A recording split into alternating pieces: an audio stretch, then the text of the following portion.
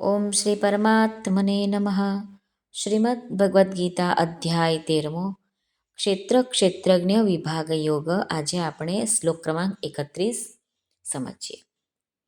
22મા શ્લોકમાં જેને દેહથી પર બતાવ્યો, 30મા શ્લોકમાં જેનું બ્રહ્મને પ્રાપ્ત થવું કહ્યું છે તે પુરુષના વાસ્તવિક સ્વરૂપનું વર્ણન ભગવાન આ શ્લોકમાં કહે છે. તો ચાલો આપણે શ્લોકના માધ્યમથી જાણીએ અને પછી ગુજરાતી ભાષાંતરના માધ્યમથી જાણીએ કે ભગવાન શું કહે છે. શ્રી ભગવાનુવાચ અનાદિત્વાન નિર્ગુણત્વાत् પરમાત્માયમવ્યયઃ શરીરસ્થોऽપि કૌન્તેય ન કરોતિ ન લિપ્યતે.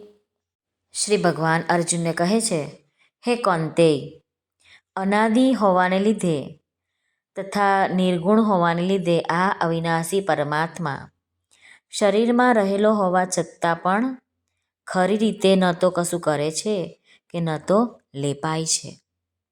પુરુષ અનાદિ છે પરંતુ શરીર આદિ અને અંતવાળું છે. પુરુષ નિર્ગુણ છે પરંતુ શરીર ગુણમય છે. પુરુષ પરમાત્મા છે પરંતુ શરીર અનાત્મા છે.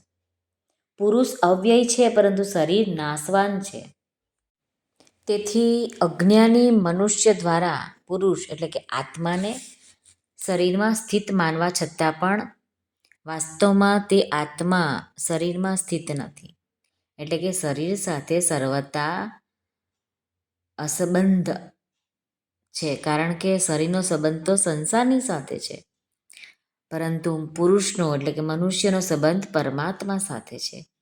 તેથી વાસ્તવમાં પુરુષ ક્યારેય શરીરમાં સ્થિત થઈ શકતો નથી, પરંતુ આ વાસ્તવિકતા તરફ ધ્યાન ન આપવાને કારણે મનુષ્ય તેને શરીરસ્થ માની લે છે.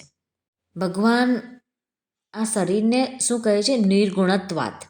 પુરુષ સ્વયં નિર્ગુણ હોવા છતાં પણ ગુણોનો સંગ કરીને બંધાઈ જાય છે. સ્વામી રામસુખદાસજી મહારાજ કહે છે કે જેમ મકાનમાં રહેવા છતાં પણ આપણે મકાનથી અલગ છીએ, એ જ પ્રમાણે શરીરમાં રહેવા છતાં પણ આપણે શરીરથી અલગ છીએ.